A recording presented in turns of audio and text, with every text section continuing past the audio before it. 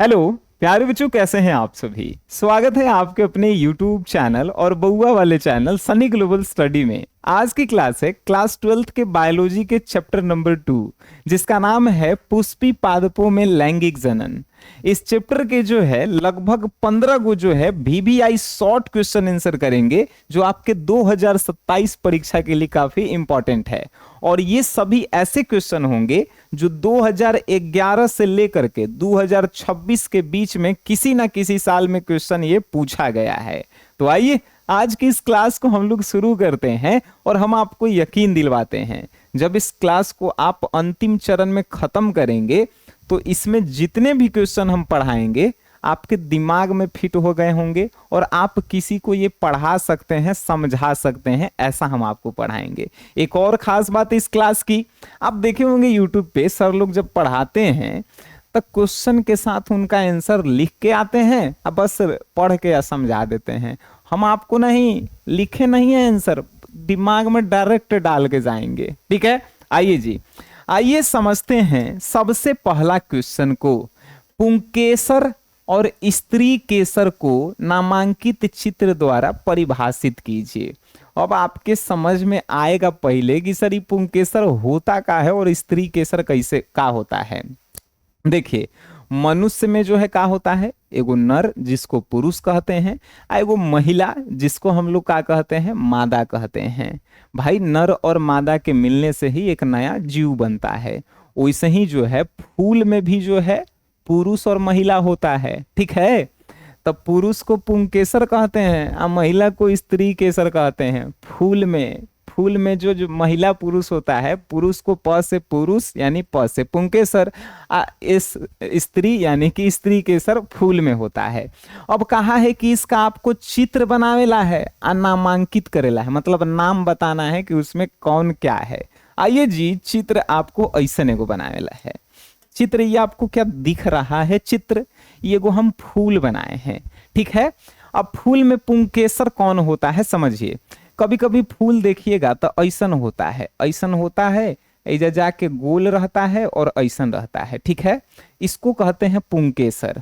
ठीक है, अब स्त्री केसर कैसे कहते हैं, तो कभी कभी आप देखे होंगे कि ऐसे होता है, ऐसे होता है, ऐसे होता है फूल, इसको बोलते हैं स्त्री केसर। ठीक है, आप फूल में ध्यान से जरा देखिए, यदि आपको नजर आ रहा है तो ये फूल के ये बीच वाला हिस्सा जो है इसको कहा जा रहा है स्त्री केसर।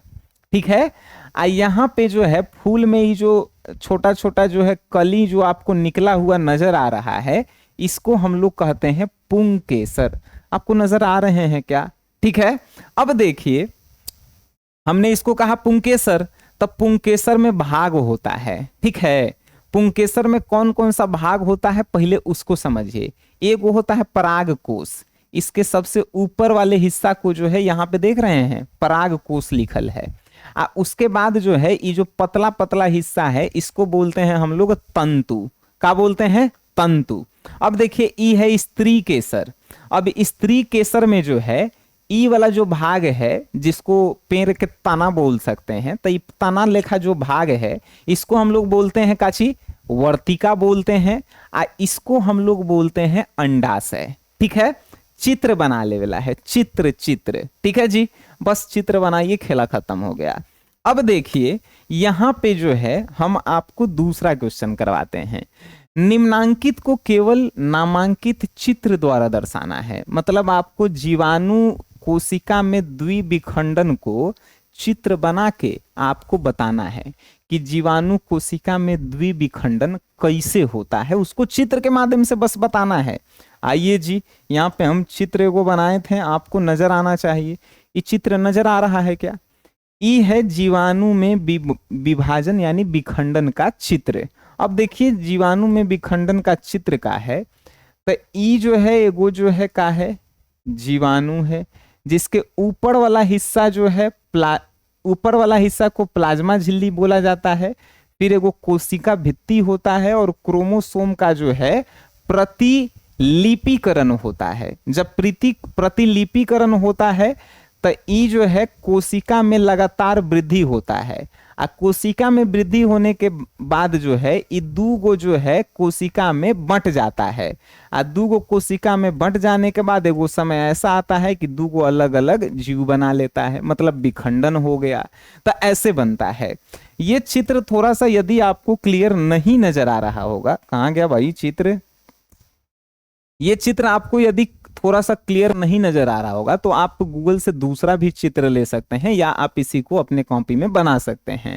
ठीक है, आइए जी, ये तो दूगो बउआ वाला क्वेश्चन था, चित्र बनाने के माध्यम से जो है आपको पढ़ना था।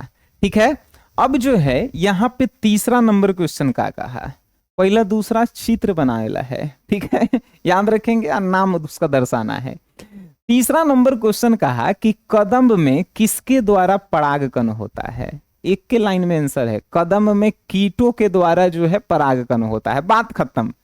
कदम में किसके द्वारा परागकण होता है, तो कदम में कीटों के द्वारा परागकण होता है, बातें खत्म, आंसर हो गया।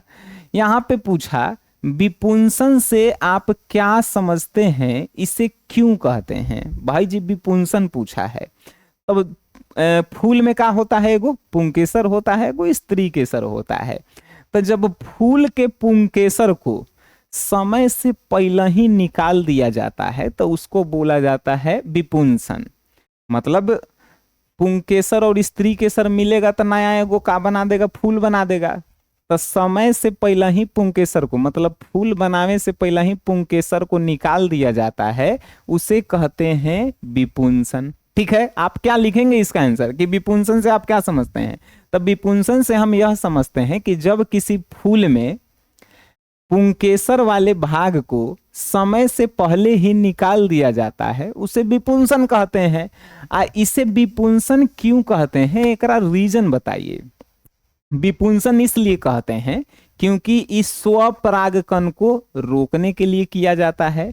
दूसरा रीजन है कि पर परागकण कराने के लिए किया जाता है। और तीसरा उत्तम किस्म यानी अच्छी किस्म के जो है फूलों के लिए ये जो है काम किया जाता है विपुंसन।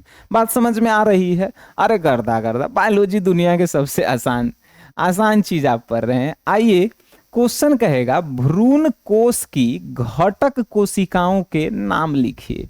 यदि आपसे एगो दूगो ऑब्जेक्टिव पूछ देता है कि बताइए भ्रूण कोश में कोशिका के गो होता है, बताइएगा 7 गो कोशिका होता है। केंद्रक के गो होता है, बताइएगा कि सर 8 गो केंद्रक होता है। लेकिन यहाँ पे क्वेश्चन पूछा है कि भाई हम आपसे ना ही केंद्रक पूछे हैं, ना ही हम आपसे जो है कोशिका पूछे हैं। हम आपसे क्या पूछे हैं, हम आपसे जो है ई पूछे हैं कि भाई साहब हमको ये बता दीजिए, क्या बता दीजिए कि भाई कने गया भ्रूण कोश की घटक कोशिकाओं के नाम बताइए। घटक कोशिका जो है इसका 4 गो है। पहला घटक कोशिका के जो है नाम बताते हैं। जानते हैं हम जो है अपने फोन में जो है एगो पीडीएफ बनाए हैं जो आप सभी लोगों को देंगे भी। वो पीडीएफ जो है दिखाने के लिए उस समय से हम फोन खोल रहे थे। ठीक है, या आप सभी को जो है ये पीडीएफ कहाँ पे मिल जाएगा, तो SGS क्लासेस ऐप जब आप डाउनलोड करेंगे तो उसमें जो है आप सभी को मिल जाएगा। ठीक है जी, ये पीडीएफ आप सभी को दिख रहा है क्या, नहीं दिख रहा है तो हम आपको SGS क्लासेस ऐप में डाल देंगे। तो यहाँ पे कहा गया है कि भ्रूण कोश की घटक कोशिकाओं के जो है नाम बताइए। भ्रूण कोश की घटक कोशिकाओं का पहला नाम है एक अंड कोशिका।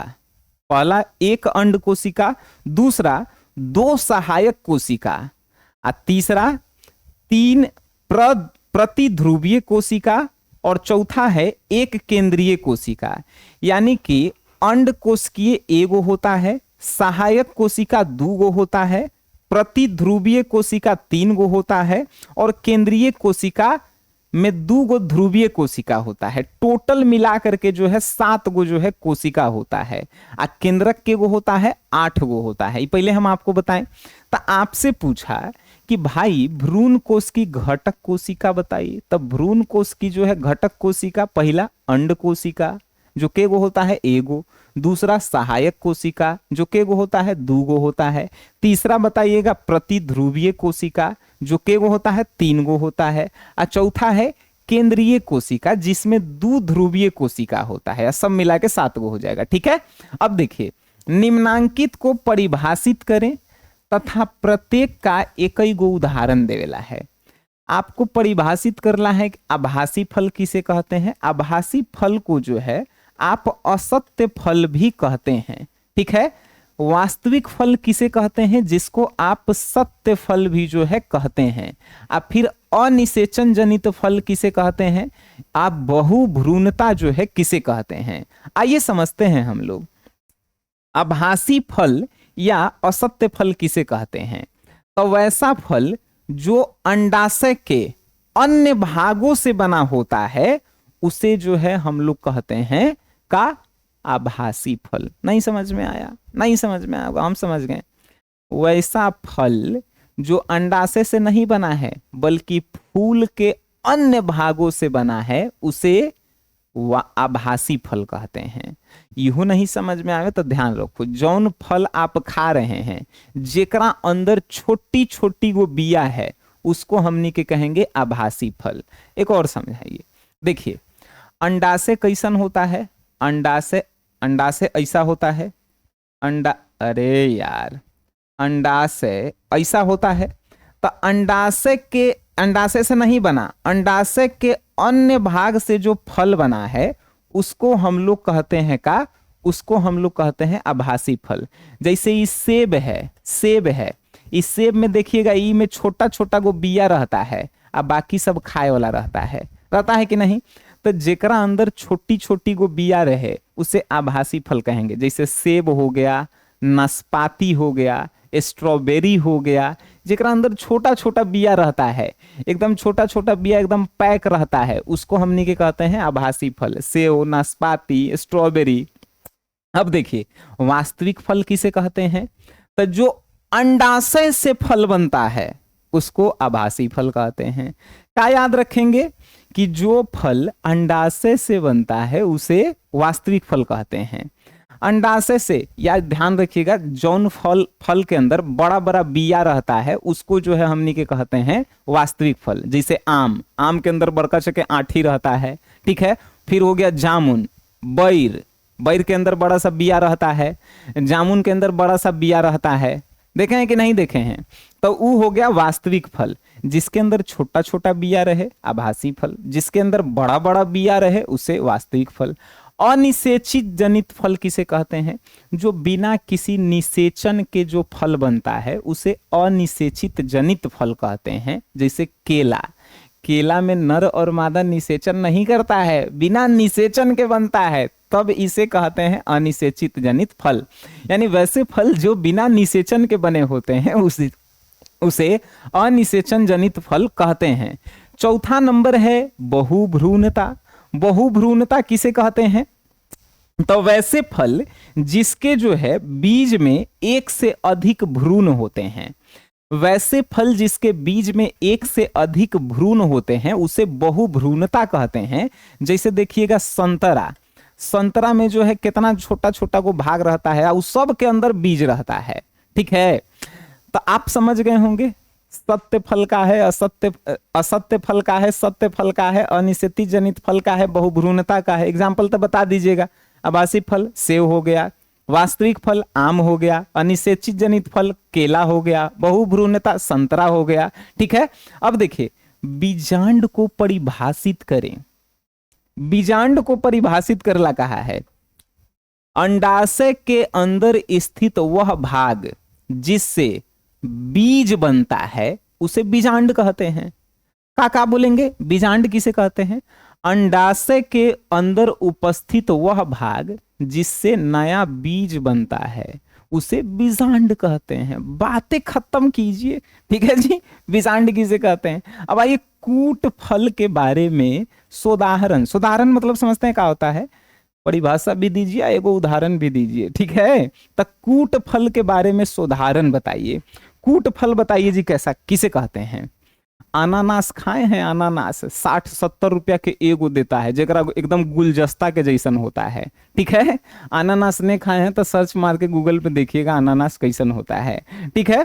तो अनानास कहते किसको हैं, तो जब पूरा पुष्प क्रम को शुद्ध भाषा में बोले तो फूलों का गुच्छा, जब पूरा पुष्प क्रम मिलकर एक बड़ा सा फल बनाता है उसे हम लोग क्या कहते हैं, उसे कूट फल कहते हैं। अपन भाषा में हम बताएं, जब फूलों के गुच्छा सब आपस में मिल करके एगो बड़का चके फल बना देता है उसी को कूट फल कहते हैं। जैसे अनानास हो गया, जैसे सहतूत हो गया, ये सब का है तो ये सब जो है कूट फल है। ठीक है जी। अब देखिए मोनोकार्मिक फलों की साधारण परिभाषा, नाम में ही परिभाषा है। मोनो मतलब होता है एगो, केगो होता है एगो, मोनो मतलब एगो, तब मोनोकार्पिक फलों की साधारण परिभाषा दीजिए। तो जो एक ही अंडप वाले अंडाशय से बनता है उसे मोनोकार्पिक फल कहते हैं। यानी वैसा फल जो एक ही अंडप के अंडाशय से बना है उसे हम लोग क्या कहते हैं, मोनोकार्पिक फल। क्या क्या, फिर से वैसा फल जो एक ही अंडप के अंडाशय से बना होता है उसे ही मोनोकार्पिक फल कहते हैं। इसका उदाहरण पूछेगा, कहिएगा मटर, सेम, जेकर सब्जी बनता है मटर के सेम के, तो मटर और सेम जो है मोनोकार्पिक फल है, मतलब एगो अंडप के अंडाशय से बना हुआ है। ठीक है, चलिए अब जो है लिख लेंगे ये सब। कोई क्वेश्चन आपको भारी लगा तो हमको बस कमेंट बॉक्स में बताइए। देखिए और दो चार गो क्वेश्चन है इस चैप्टर का। क्वेश्चन क्या कहता है जी, जल परागकण से आप क्या समझते हैं बताइए। कल भी क्वेश्चन हम बताए थे कि जब फूल का, जब एगो फूल मान के चलिए कि यहाँ है, फूल बनाने वाला सीखे थे हम, हाँ मान के चलिए कि एगो फूल जो है यहाँ है, एकर फूल में से एगो परागकण निकल करके पानी में दहाते हुए दूसर फूल में जा करके मिल जाए, दूसर फूल में जा करके मिल जाए तो उसे कहेंगे जल परागकण।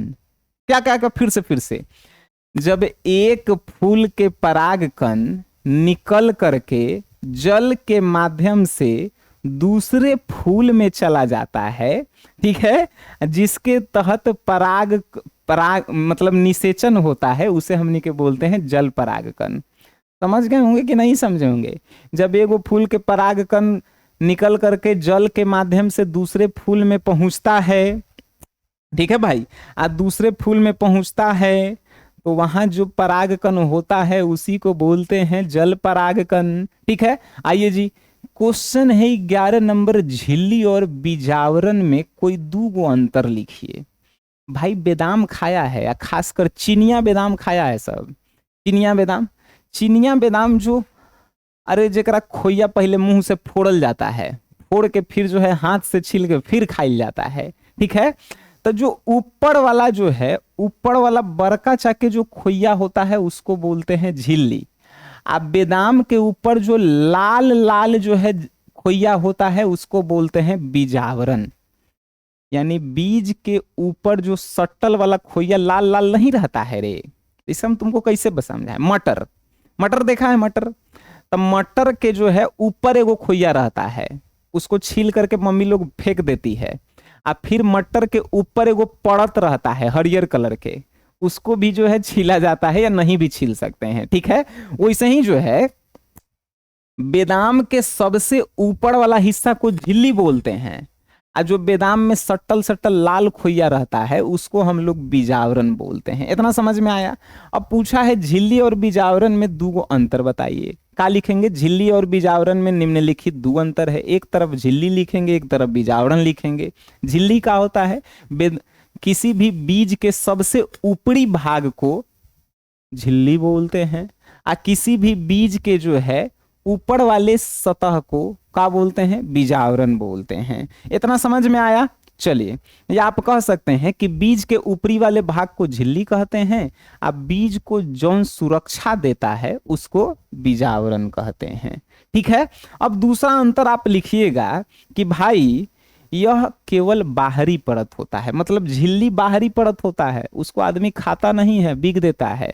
अब बीजावरण जो होता है इसको आदमी खाइयो जाता है, मतलब ये जो है अंदर का परत होता है।